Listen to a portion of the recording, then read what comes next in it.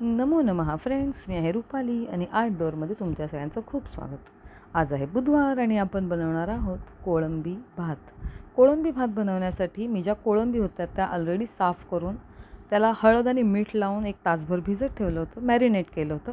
त्यानंतर इथे मी टाकलेलं आहे आलं लसूण हिरवी मिरचीची पेस्ट, थोडंसं तांबडं तिखट, अर्धा लिंबू आणि हे सगळं मिश्रण एकसारखं छान मॅरिनेट करून आपण थोडा वेळ ठेवणार आहोत.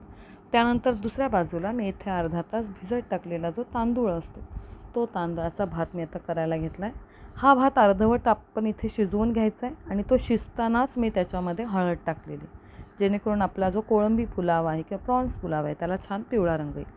त्यानंतर बघा मी इथे फ्राय पॅनमध्ये घेतलेलं आहे थोडंसं तेल, खडे मसाले, त्यामध्ये मी टाकलेला आहे चिरलेला कांदा आणि थोडेसे काजूचे काप. आपल्याला भातामध्ये जे काही हवं आहे म्हणजे पुलावमध्ये त्या पद्धतीने तुम्ही इथे कमी जास्त सामान करू शकता. कांदा हलकासा परतल्यानंतर मी त्यामध्ये टाकलेला आहे बारीक चिरलेला टोमॅटो, मीठ, बिर्याणी मसाला, हलकासा गरम मसाला, तिखट, हळद आणि थोडंसं हिंग. इथे मी हलकंसं वाटणसुद्धा टाकलेलं आहे. आपण जे कोळंबीच्या ग्रेव्हीला किंवा मटणाच्या ग्रेव्हीला जे वाटण बनवतो त्यातलं थोडंसं वाटण मी इथे टाकलेलं आहे.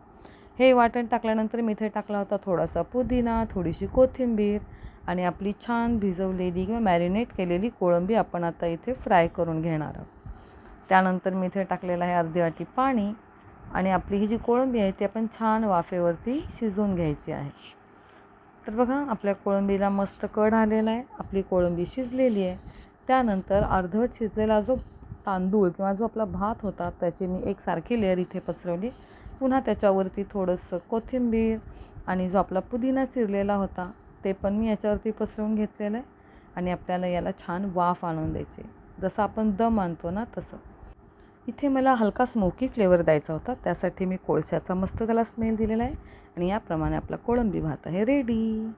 एन्जॉय.